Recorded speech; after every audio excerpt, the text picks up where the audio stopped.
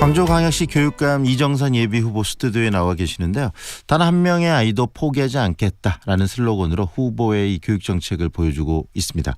이정선 예비후보 만나보겠습니다. 안녕하십니까? 안녕하십니까? 이렇게 아침 일찍 스튜디오에 나와주셔서 감사합니다. 예, 고맙습니다. 이렇게 여러분들 앞에서 청취자 그리고 또 광주 시민들께 이제 광주광역시 교육감이 되시겠다고 후보 등록을 하시고 활동을 하고 계시는데요.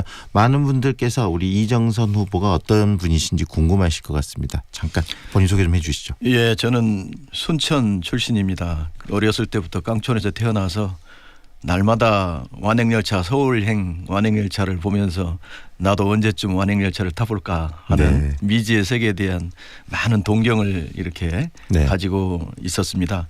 그런데 공교롭게도 이 대학 입시에 여러 번 떨어지다 보니까 저처럼 이 실패하고 이렇게 낙심한 사람들을 위해서 내가 뭐를 좀 해줄 수 있을 것인가에 대한 고민을 했고 또 그러한 고민이 오늘 이 자리 교육자까지 오게 되지 않는가 싶습니다. 네, 결국은 어렸을 때부터 그런 어떤 그 실패에 대한 경험들을 하나하나 축적해 가면서 성공에 대한 경험으로 또 바꾸셨고 그런 부분에서 아이들에게 또 교육을 해야 되겠다 이런 생각하셨다는 이야기로 들리기도 하는데요. 자, 그러면은 왜 광주시 교육감이 되려 하시죠? 예, 광주 교육 이대로는 안 된다. 또 광주 교육을 새롭게 바꾸라고 하는 시민들의 이 열망에 답하기 위해서입니다. 혁신학교 졸속 추진 또 교구제 납품 비리 끼리끼리 인사 등 무너져가는 광주교육의 소식들만 가득합니다. 특별히 청렴도 전국 꼴찌라는 소식을 접했을 때는 부끄러움을 넘어서 분노와 슬픔까지 생겼습니다. 우리 아이들의 행복지수 역시 전국 최하위권이고요. 또 우리 아이들은 지금 무엇을 어떻게 해야 될지 모르고 방치되어 있으며 또 학교 밖으로 아이들이 넘쳐나고 있습니다. 학교 폭력과 자살률 학교 내 성폭력들은 여전히 증가하고 있고요.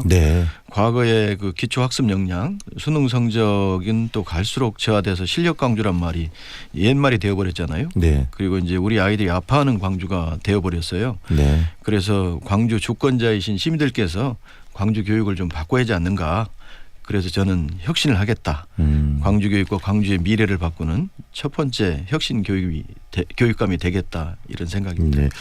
우리 후보님께서 보시기에 현재 이 장휘국 교육감 체제가 문제가 굉장히 많다고 인식하고 계시는 거네요. 예, 그렇습니다.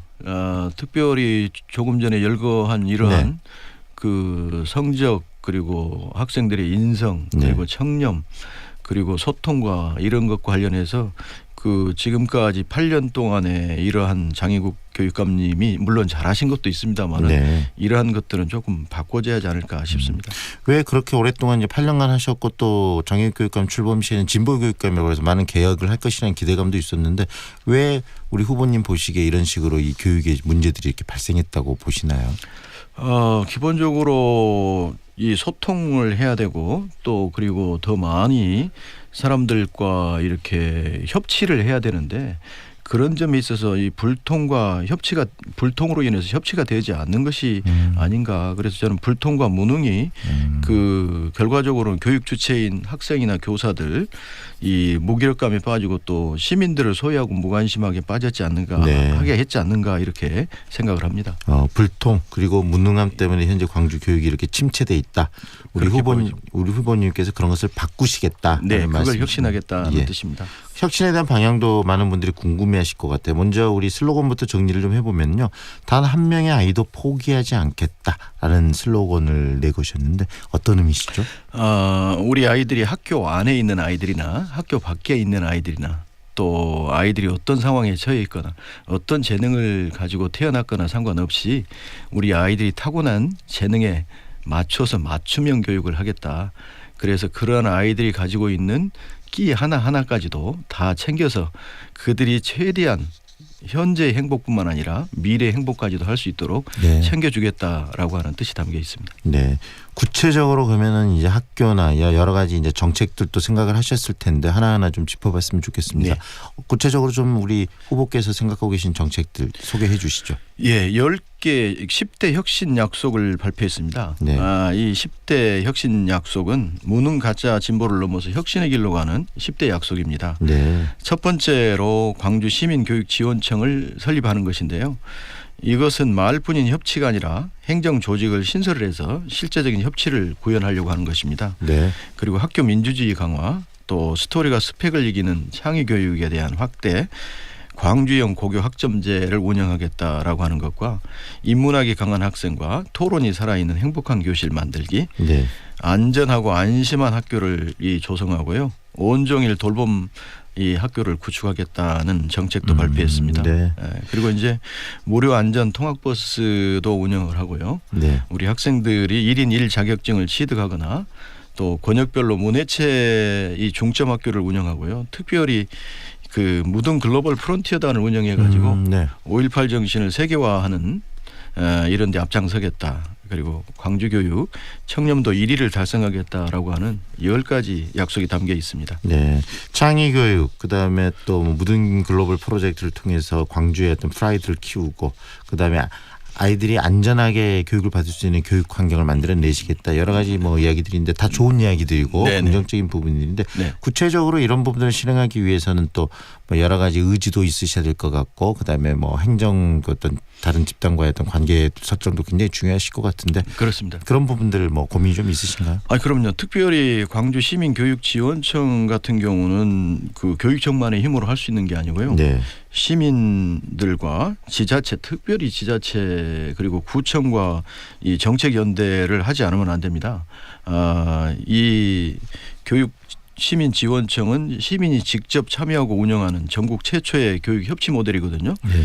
그래서 이 시민들도 교육 주권을 되찾게 되고 또 교육지원청이나 학교나 교사는 불필요한 업무가 없어지고 오로지 애들 교육에만 전념하게 되거든요. 네. 그래서 지금까지 선생님들이 떠안았던 돌봄, 방과 후 진로 취업, 학교 폭력이나 상담, 학교 밖 청소년 업무 등 이러한 것들을 이 시민청에서 하게 됩니다. 네. 그러다 보니까 그런 걸 하게 된 유관기관하고 연계는 필수적이죠. 결국은 교육과 이 행정을 좀 이원화시켜서 교육에 집중하고 또 행정은 행정 업무로서 아이들을 보호할 수 있는 시스템을 더 강화시키고 교사는 오로지 교육에만 전념할 네. 수 있도록 그래서 아이들의 실력을 키워주겠다라고 하는 생각입니다.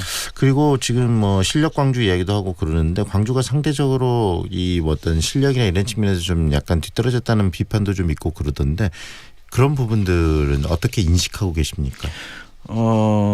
기초 학습 능력이 저하된다라고 하는 것들은 굉장히 문제가 많죠. 왜냐하면 네. 4차 산업혁명이나 미래 산업 사회에 있어서 필요한 것들은 기초 학습 역량입니다. 네. 단순히 어느 대학을 몇 명 가고가 중요한 것이 아니라 미래에 필요한 핵심 역량을 얼만큼 갖추었느냐라고 하는 것이 중요한데요. 네. 그러한 점에 있어서는 광주는 그 기초 학습 역량이 갈수록 저하되어지고 네. 떨어지고 있는 그러한 도시입니다. 그래서 이 미래에 대비할 수 있는 그러한 기초 학습 역량을 키울 수 있는 노력들이 광주에는 절대적으로 필요하고요. 네. 더군다나 과거에 이 대비해 봤을 때는 그 과거는 이제 이거를 갖다가 실력 광주라고 이렇게 네. 실력 있는 도시 광주라고 했었는데 그러한 것들이 이제 굉장히 떨어진 그러한 도시가 지금 광주가 되겠습니다. 그리고요 후보님 지금 많은 부모들이 학부모분들이 고민하는 게 대학교 입시 문제에 있어서 지금 뭐 학생부 종합전형이 굉장히 특히 서울 중심의 대학들은 뭐 강화되어 있는 시스템에서 이 광주의 교육 체계제와 시스템이 학생부 종합전형에 좀 잘 효율적으로 적응할 수 있는 시스템이 아니다.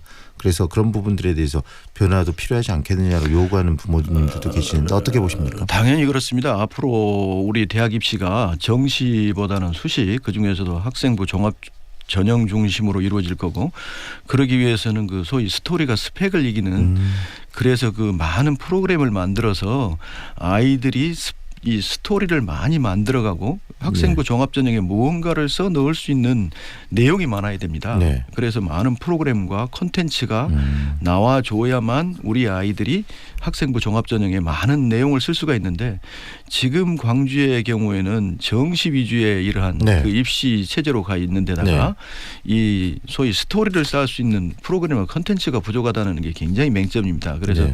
더 많은 이 우수한 아이들을 만들기 위해서는 스토리를 많이 만들어줄 수 있는 프로그램이 지금 절대적으로 중요한 때입니다. 바로 많은